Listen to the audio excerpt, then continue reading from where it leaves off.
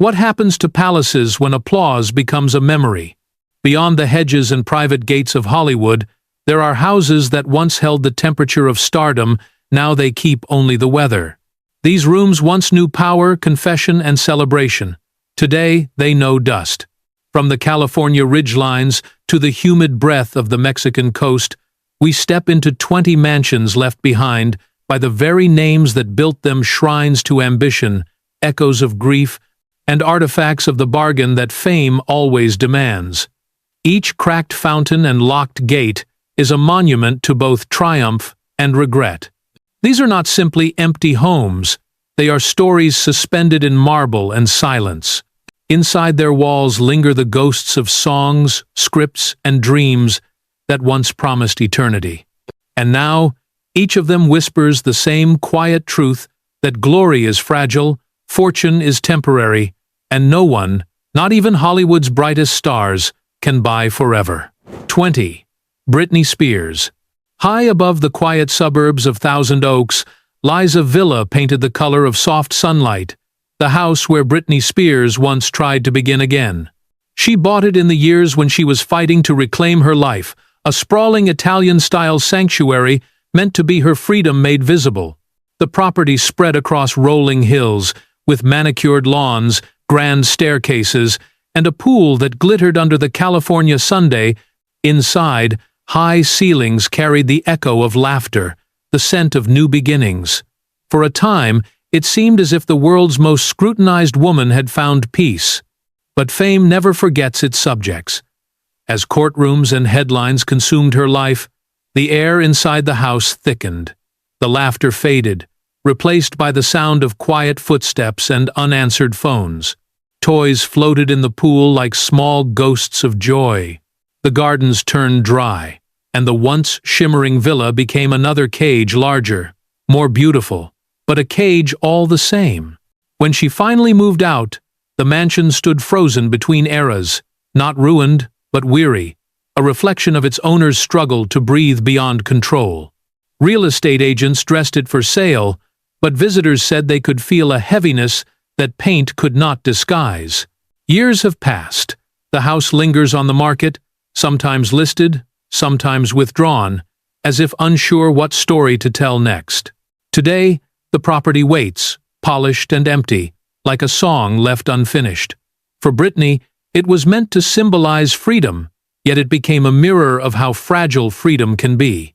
The house stands silent among the hills, beautiful and distant proof that even the grandest walls cannot keep the noise of the world from echoing inside. 19. Nicolas Cage. In the haunted heart of New Orleans stands the LaLaurie Mansion, a house that wears its history like a scar. Its balconies curl like wrought iron lace above Royal Street, beautiful and menacing at once. Long before Nicolas Cage set foot there, the place was infamous.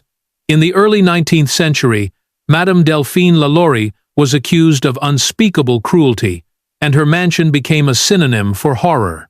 Decades later, when Cage bought it, he said he was drawn to its mystery, a piece of the city's soul, rich in legend and shadow. For him, it was less a home than a story to possess. But some stories refuse ownership. Within 2 years, Cage's fortune began to collapse. Films underperformed, tax bills mounted, and rumors swirled that the actor had been cursed by his own curiosity. The mansion, already bruised by history, seemed to absorb his misfortune. Neighbors spoke of flickering lights and cold air drifting through the courtyard, as if the past had decided to breathe again. When foreclosure came, the house slipped back into silence, claiming yet another victim for its collection. Today, the LaLaurie Mansion remains privately owned, its doors sealed, its windows shuttered. No one lives there, but crowds still gather outside at dusk, pointing toward the upper floors where candlelight sometimes trembles without explanation. Tour guides lower their voices as they speak its name, and the street itself seems to listen. For Nicolas Cage, the mansion became a lesson carved in brick and shadow proof that some beauty carries a price, and that history will not serve anyone who treats it as decoration. The LaLaurie house stands unmoved, a dark cathedral of consequence, whispering to every dreamer who walks past, Be careful what you try to own, because the past already owns itself. 18. Whitney Houston. In the quiet hills of Mendham, New Jersey, where mist curls like silk over the trees, a mansion once shimmered with the sound of perfection. Whitney Houston bought it in the late 1980s, when her voice ruled the world and her laughter could fill a room. The house, 12,000 square feet of marble and glass, was a reflection of her brilliant chandeliers that scattered rainbows across the walls, spiral staircases that spiraled like the high notes she hit so effortlessly. It was more than a home. It was an echo chamber for greatness. But even the brightest lights can flicker. As fame grew heavy and personal storms gathered, the house began to change with her. Parties ended early, curtains stayed drawn. The pool, once alive with family and friends, grew still, a mirror for long nights and unanswered questions. The same walls that had once vibrated with music now absorbed the quiet. When Whitney passed away in the early 2000s, the mansion fell silent, its beauty undiminished, but its warmth gone. Visitors described an energy that was both reverent and heartbreaking, a place too perfect for ordinary life, yet too heavy for joy. Eventually, a private buyer restored the property, polishing every surface, replanting the gardens, and returning it to its former splendor. But beauty can't cleanse memory. Those who've entered since say it still hums softly, like a melody waiting for its singer. The piano remains, the light still falls the same way through the windows, and sometimes, in the hush of afternoon, you could almost believe the music never stopped.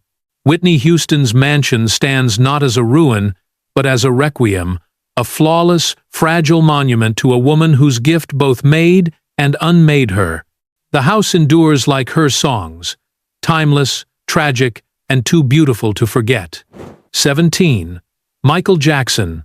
Neverland was never just a home, it was a universe of its own making. When Michael Jackson bought the vast ranch in Santa Barbara County during the late 1980s, he imagined a sanctuary where childhood could last forever. Across more than 2,000 acres, he built a private kingdom, a carousel glowing in gold and scarlet, a miniature train winding through groves of oak, and statues of children frozen in laughter. It was a dreamscape wrapped in music and moonlight, a place where the king of pop could finally be Peter Pan. For a while, it worked. The gates welcomed guests, children played, and the air smelled of joy and innocence. Neverland became not just his home, but his soul turned inside out. But innocence cannot survive the weight of suspicion. When allegations surfaced in the early 1990s, the fantasy began to unravel. The laughter stopped, the carousels slowed, and the once welcoming gates closed in silence. The same cameras that once adored him now prowled like predators, and the world watched as his paradise turned into evidence. By the mid-2000s, Neverland was deserted, its gardens overgrown and its magic undone. The dreamer had fled, leaving behind only shadows and questions. After Michael's death in 2009, the property changed hands multiple times, investors, caretakers, and companies trying to rename and revive it. They cleaned the grounds, trimmed the trees, and tried to sell it as something new, something lighter. But Neverland refused reinvention.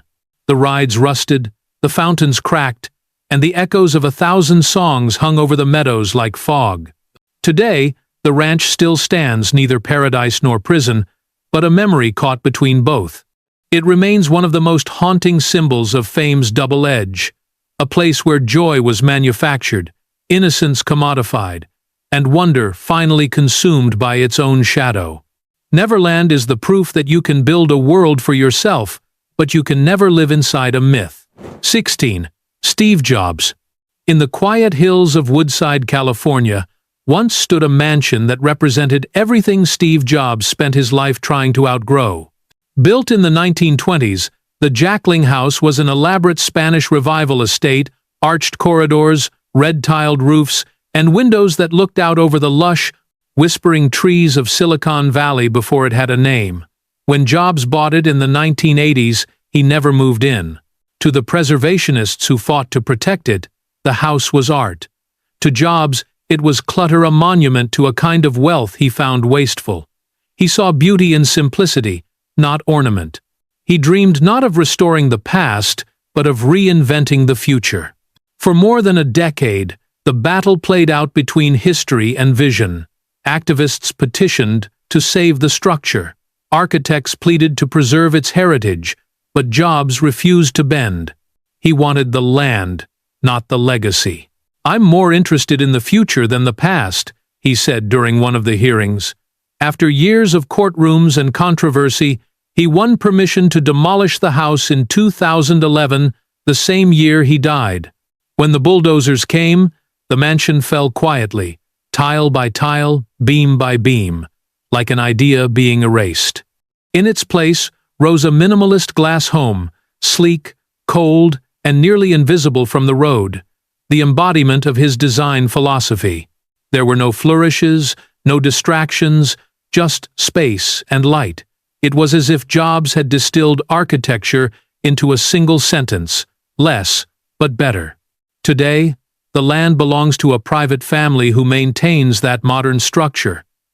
The ghost of the Jackling House, however, still lingers beneath the soil, a memory of what ambition often sacrifices for progress. Steve Jobs' estate remains both a triumph and an epitaph, whispering the paradox he embodied.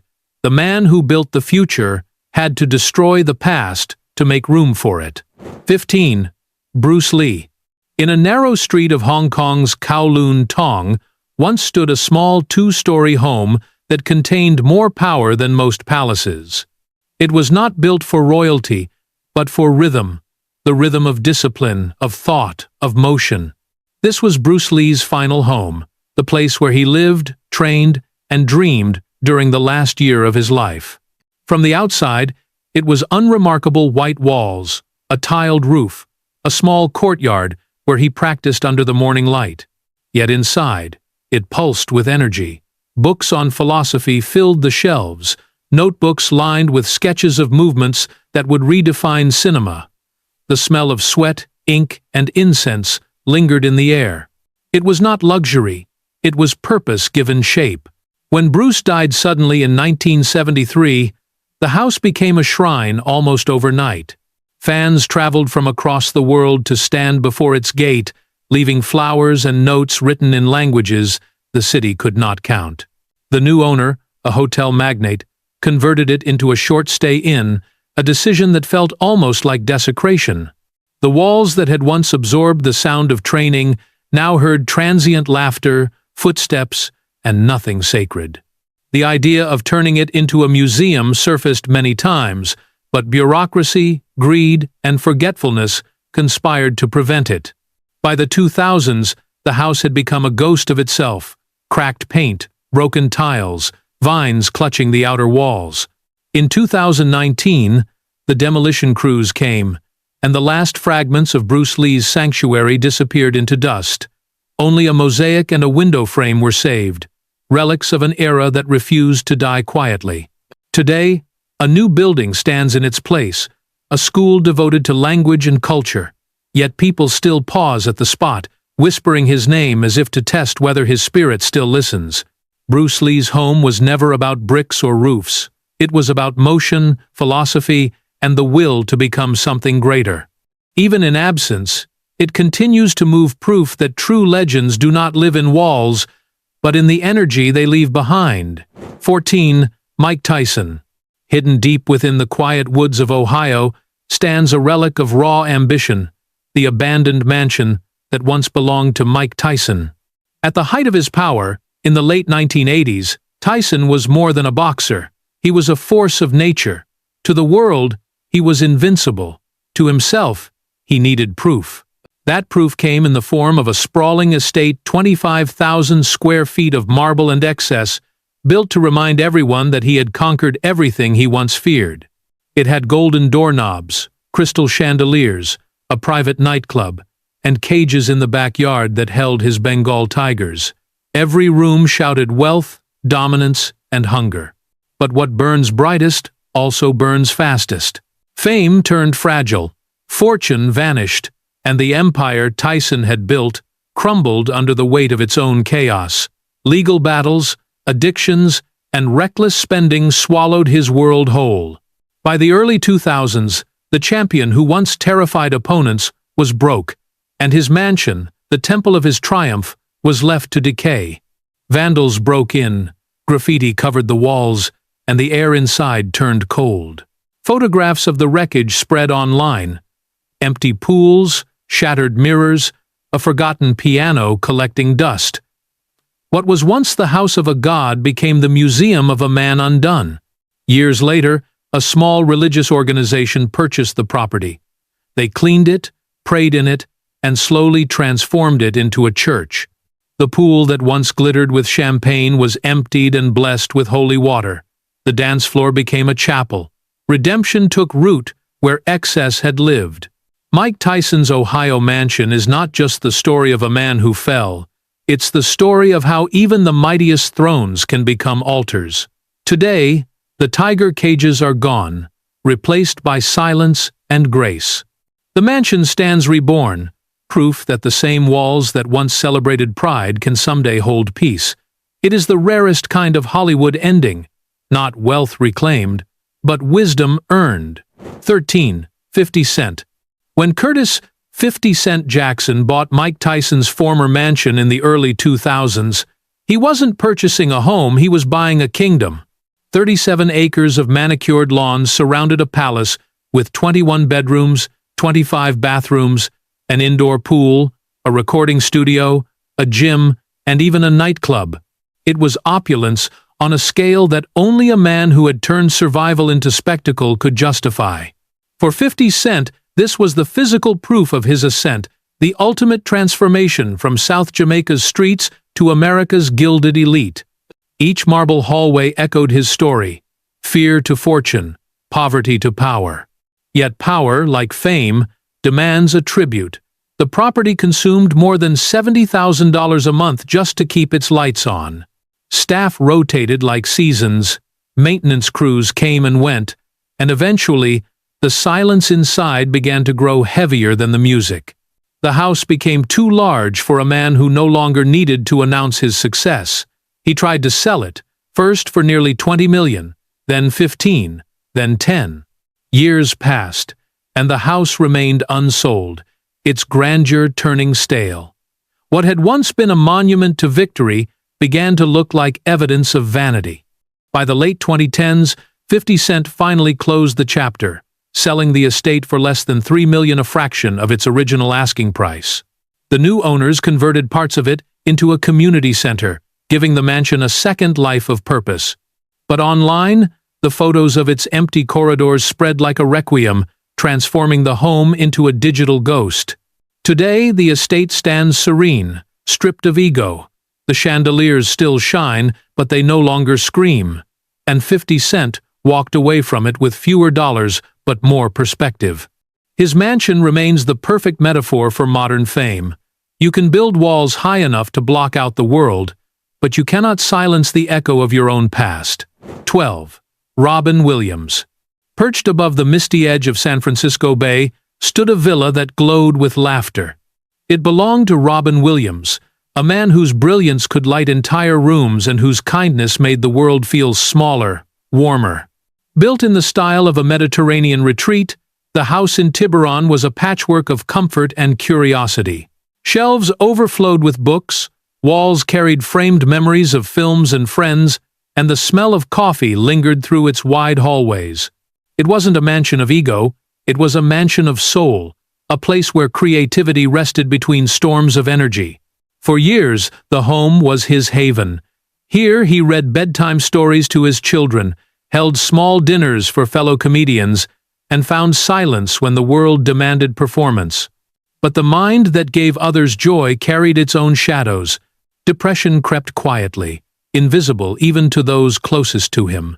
In the summer of 2014, the laughter fell still. The house, once full of warmth, turned cold overnight, its windows reflecting nothing but the empty sky over the bay. Fans gathered outside in silence, leaving flowers along the stone path, as if the ground itself had lost a heartbeat.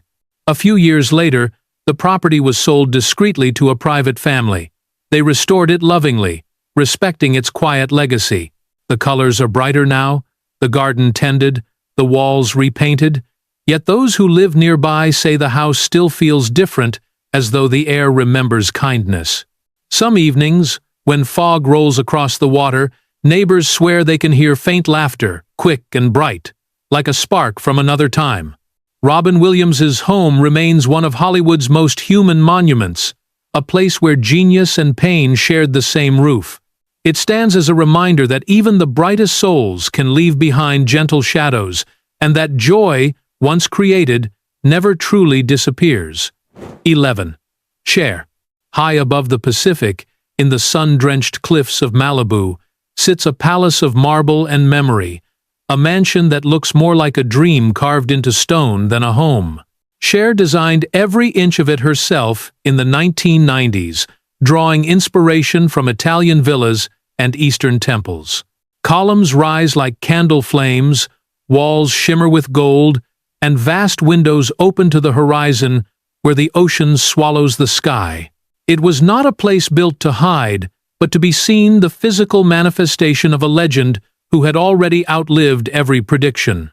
In this house, Cher entertained friends, meditated, wrote lyrics, and watched the sunset like it was part of her choreography. But perfection is its own isolation. When she eventually listed the property for sale, she discovered that beauty can be lonely currency. 85 million, then 75, then 65. The numbers dropped, but the silence remained. Prospective buyers toured the halls, admiring the mosaics and mirrors, yet none could feel at home. The mansion was too specific, too personal, too Cher. Reporters began to call it Malibu's unsellable temple, and the label stuck. Today, the house still stands immaculate, waiting, perched above waves that never stop crashing. It is staged for potential buyers, but the spirit of its creator still fills the rooms. Her perfume lingers faintly in the curtains, her voice hums in the acoustics of the Great Hall. Even empty, the home has a pulse. Cher's Malibu mansion is more than real estate. It is a self-portrait in stone and sea. It reminds us that some artists create not to live forever, but to leave behind something that does. The house has become her echo, flawless, untouchable, and timeless. And like its owner, it refuses to fade quietly into history. 10. Elon Musk. In the golden hills of Bel Air once stood a mansion that glittered with everything the old world thought success meant. Sprawling lawns, ivy-covered walls, fountains whispering against marble, the estate looked like it belonged to an aristocrat, not a man planning to colonize Mars. When Elon Musk bought the property in the early 2000s, it was supposed to be a nest for his growing family, a pause between launches. Inside, every corner reflected the security he had earned. Chandeliers glowing against dark oak, long dining tables lined with silver, sunlight spilling across a grand piano. It was calm, elegant, and entirely ordinary, which is precisely why he grew restless. As his companies soared, the idea of permanence began to feel irrelevant. Musk's dreams turned outward, away from the earth and its luxuries. "Possessions are a kind of burden," he tweeted one day, and soon began selling everything first, his cars, then his houses. The Bel Air mansion sat quiet, stripped of furniture and sound, waiting for an ending. Realtors came and went. Photos of its empty halls circulated online, pristine but hollow, like a temple that had lost its god. When it finally sold for less than expected, the world watched in disbelief. How could a man with everything let it all go? Today, another family owns the property, maintaining it as it was manicured, quiet, expensive. But its former occupant now lives differently, in a prefabricated house near his rocket site in Texas. No chandeliers, no ballroom, just four walls and open sky. Elon Musk's Bel Air mansion has become a symbol of contradiction, the proof that you can own the world and still find it too small. It stands as a relic of the life he left behind, a beautiful shell emptied by ambition. Where others see loss, he saw liftoff. The house remains, grounded in luxury, while its maker continues chasing the stars.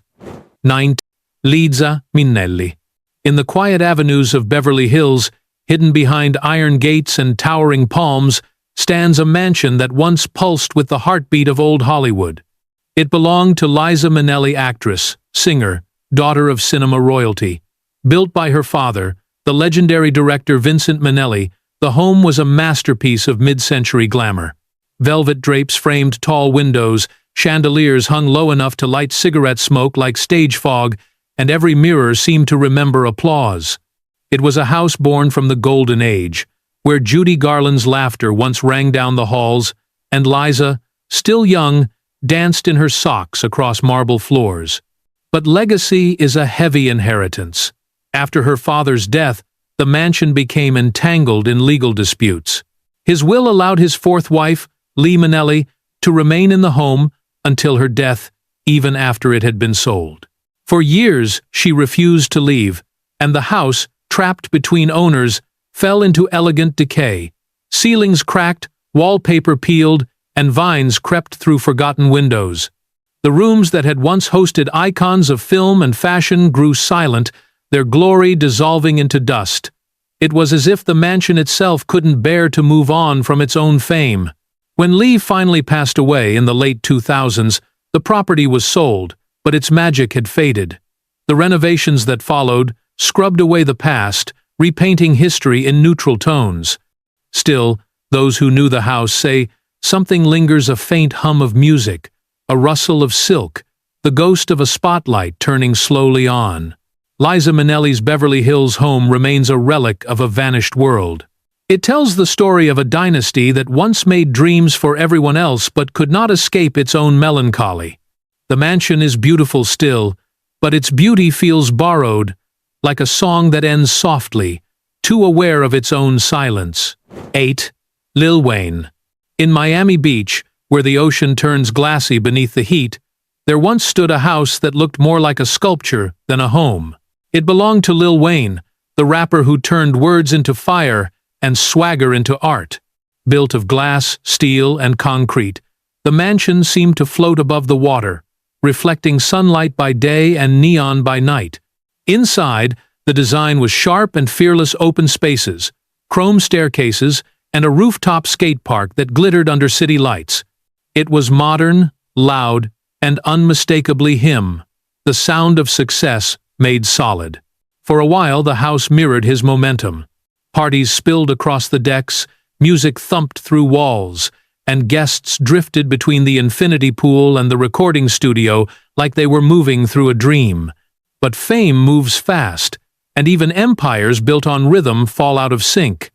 Lawsuits, controversies, and exhaustion began to pull at the edges. Neighbors complained about the noise, helicopters hovered too often, and the once perfect location turned hostile. When a police raid made headlines, Wayne packed up and left, leaving the mansion behind like a verse unfinished. He tried to sell it for years, 15 million, 12, 10, each time cutting deeper, each time finding no peace. Eventually, the property sold for less than expected, its legend heavier than its price tag. The new owner repainted the walls, drained the color and chaos, turning it into something sleek and soulless. Today, the mansion stands quiet beside the bay, a glass cage catching the reflection of passing yachts. To the world, it's just another modern masterpiece. To those who remember, it's something else, the echo of a lifestyle too loud to last. Lil Wayne's Miami mansion reminds us that luxury has a frequency, and when the beat stops, even glass can sound like sorrow. 7. Tom Cruise. Far from the sound stages of Los Angeles, tucked within the snow-dusted peaks of Telluride, Colorado, stood a sanctuary carved into the mountain itself, Tom Cruise's retreat.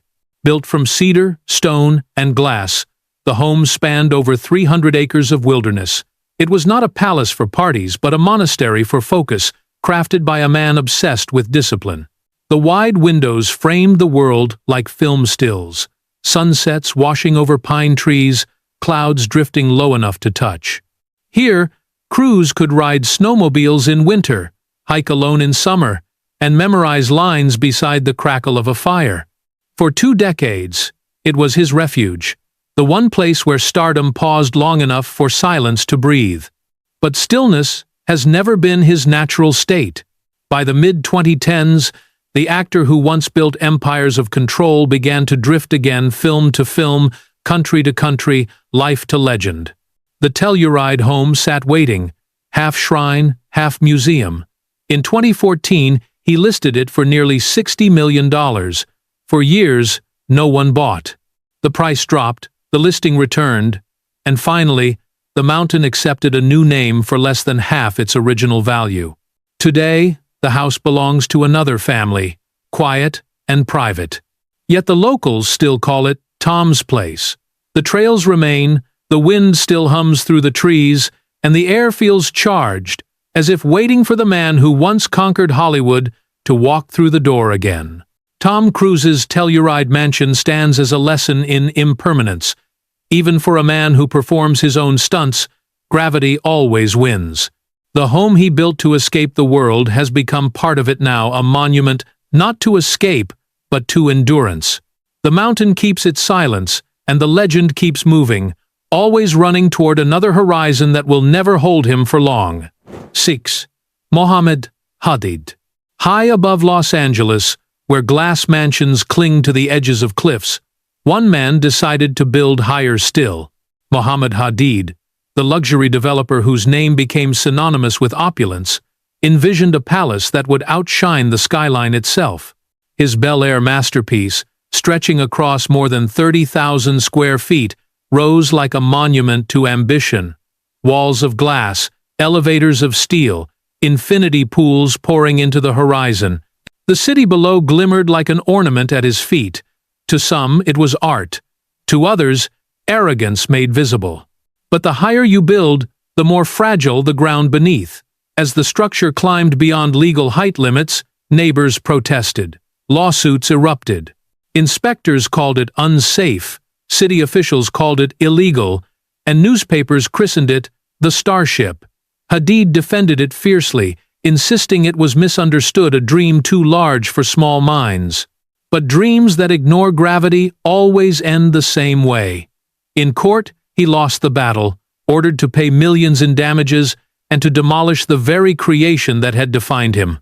The mansion, once valued near $100 million, became worthless overnight, condemned, fenced off, and left to decay beneath the California Sunday. Today, the Starship mansion stands half dismantled, its skeleton exposed, the marble staircase leading nowhere. Graffiti marks the concrete, weeds crawl through the cracks, birds nest in what was meant to be a ballroom. The view remains breathtaking, but it no longer belongs to him or to anyone. Mohamed Hadid's Bel Air mansion is a monument to excess turned to ash. It tells the same story that Hollywood never tires of repeating, that success without balance becomes self-destruction in slow motion. Once a developer who built dreams for others, Hadid became the architect of his own downfall. His mansion still watches over Los Angeles, silent and broken, a warning written in glass. 5. Nelly. Deep in the green hills of Wildwood, Missouri, a castle rises from the trees, stone towers, arched windows, and empty halls that echo with a rhythm long gone. It belonged to Nelly, the rapper who once ruled the charts and turned Street Louie into a sound. At the peak of his fame in the early 2000s, he bought the property as a symbol of arrival, a fortress for a self-made king. The mansion sprawled across acres of forest, with glass walls that caught the light and staircases that curved like melody. For a while, it was everything success promised: solitude, space, and silence. But time, like fame, moves quickly. The renovation plans stalled, and the castle became a ghost of its own ambition. Windows broke, vines tangled around the gates, and graffiti crawled across the once pristine stone. Locals told stories of strange lights flickering at night, of music that seemed to drift faintly from nowhere. Urban explorers snuck inside, posting photos online of rooms left unfinished, shattered marble, forgotten furniture. A dream paused mid-sentence. The images went viral, turning Nelly's castle into a digital ruin, the perfect metaphor for how celebrity fades but spectacle endures. After nearly 2 decades, Nelly finally sold the mansion for less than $1 million, a tiny fraction of what it once represented. The new owners, rumored to be a private religious group, sealed the gates and vanished from public view. Today, the castle stands silent, its turrets wrapped in ivy, its windows dark. The forest is slowly taking it back, leaf by leaf, as if nature itself were editing the story. Nelly's Missouri mansion is a monument to the strange loneliness of fame, how the same hands that build a dream can later let it rot. The house stands like a verse unfinished, its echo faint but still rhythmic, as if somewhere deep inside those empty rooms, the beat never really stopped. 4. Keith Richards. In the restless heart of Manhattan, where the lights never dim and the city hums like a living chord, there once stood a home that echoed with quiet rebellion, Keith Richards' duplex, overlooking Washington Square Park. The Rolling Stones guitarist, the eternal outlaw of rock, bought it not for the glamour but for the view. It was an elegant contradiction, bronze staircases curling upward, antique chandeliers glowing over Persian rugs, and art scattered between guitars that still smelled of smoke and stage lights. The apartment felt alive, like it could start humming at any moment. For Richards, it was the rare place where he could be both a legend and a man at rest. But even the loudest songs fade. As years rolled on, Richards decided to leave the space that had held decades of rhythm and memory. He listed the apartment for sale $12 million, then less, and less again, but buyers hesitated. The home was too personal, too haunted by its own history. Every corner carried his fingerprints, every stair creaked like an old riff. After years on the market, he finally sold it for just under $9 million, a quiet exit for a man who had never done anything quietly. Today, the penthouse belongs to someone else, its walls repainted, its furniture new, its ghosts politely hidden beneath designer minimalism. Yet those who live nearby say that late at night, when the city softens, you can still imagine the faint strum of a guitar drifting through the window, a reminder that the city once had a heartbeat set to rock and roll. Keith Richards' Manhattan home is proof that even rebellion needs a place to rest. It's a monument to the end of noise, a reminder that time eventually lowers the volume on every song no matter how loud it once played. The man left the building, but the rhythm, somehow, stayed behind. 3. Jason Derulo. In the glowing heat of Florida's Coconut Creek stood a mansion that moved to the rhythm of fame itself, sleek, bright, and perfectly in tune with the man who built it. Jason Derulo bought the 11,000-square-foot property during the height of his success in the late 2000s, when every radio station played his name. The house was his statement piece, a sprawling modern villa with polished white walls, a recording studio, a resort-sized pool shaped like a musical note, and a dance studio where he could choreograph until sunrise. Every room shimmered with youth, ambition, and confidence. It was more than a home. It was an anthem made of marble and glass. But even hits lose their echo. As his career shifted and the spotlight dimmed, the house began to feel too big for its owner. The parties stopped, the laughter faded, and the once lively corridors filled with silence. Derulo listed it for sale, hoping to pass it on to someone who could match its energy. But months turned into years, and the mansion lingered, its price dropping, its story stuck on pause. The same space that had once embodied success now reflected solitude. Eventually, the house sold for far less than he had dreamed.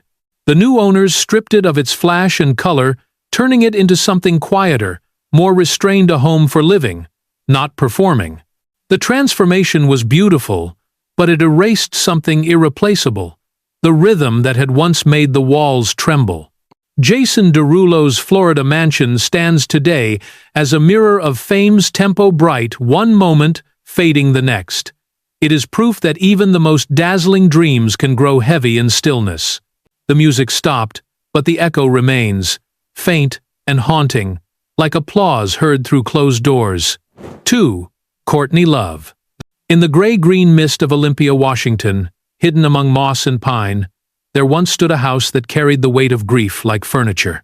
Courtney Love bought the estate in the mid-1990s after the death of her husband, Kurt Cobain. The move was meant to be a retreat, A chance to escape Los Angeles, the headlines, the noise.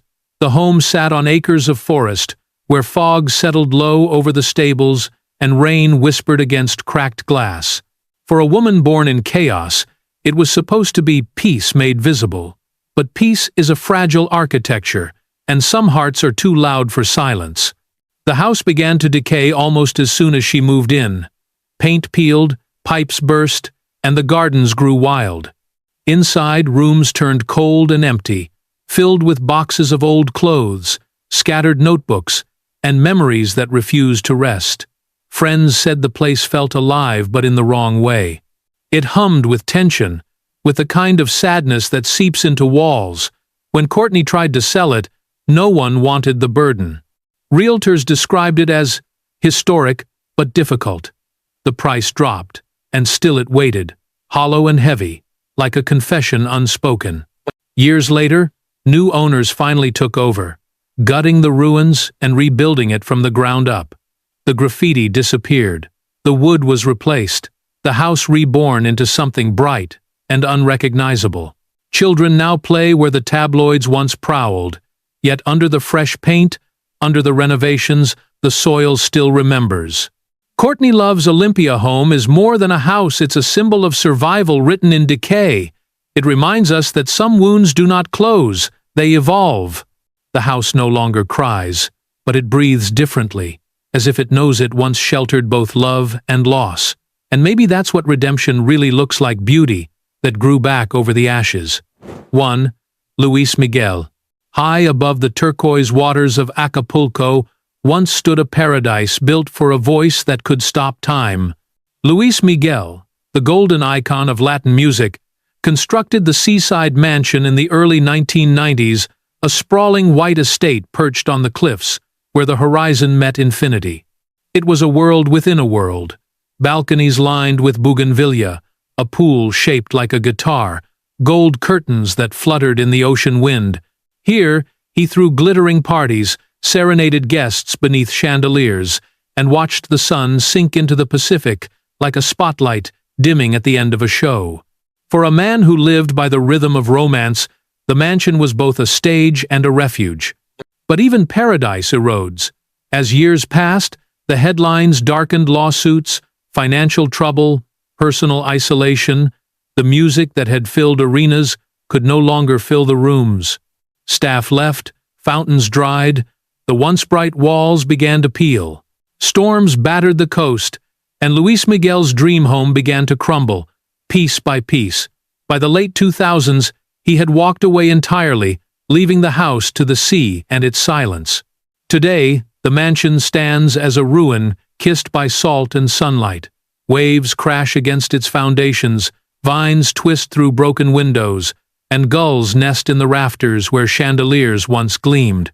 Urban explorers call it the Lost Paradise, and they film its decay, the guitar-shaped pool now filled with rain, the marble cracked but still glistening.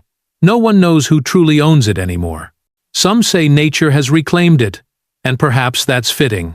Luis Miguel's Acapulco mansion is a love song turned elegy, a monument to beauty undone by time.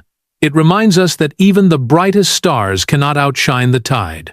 The ocean keeps singing, endlessly, where his voice once ruled the night, a final duet between fame and forever. Behind every glittering gate lies a story the spotlight forgot. These mansions, once filled with music, laughter, and light, now stand as monuments to a truth Hollywood never admits, that fame cannot outlive silence. The chandeliers have dimmed, the pools have dried, and the voices that built these palaces echo only in memory. Each home is a ghost, each wall a witness. They remind us that success is borrowed, beauty fades, and no one, not even the gods of the screen or stage, can outrun time. In the end, all the gates close, all the rooms fall quiet, and what remains is the same thing fame tried to hide: the fragile, human heart that once called these walls home.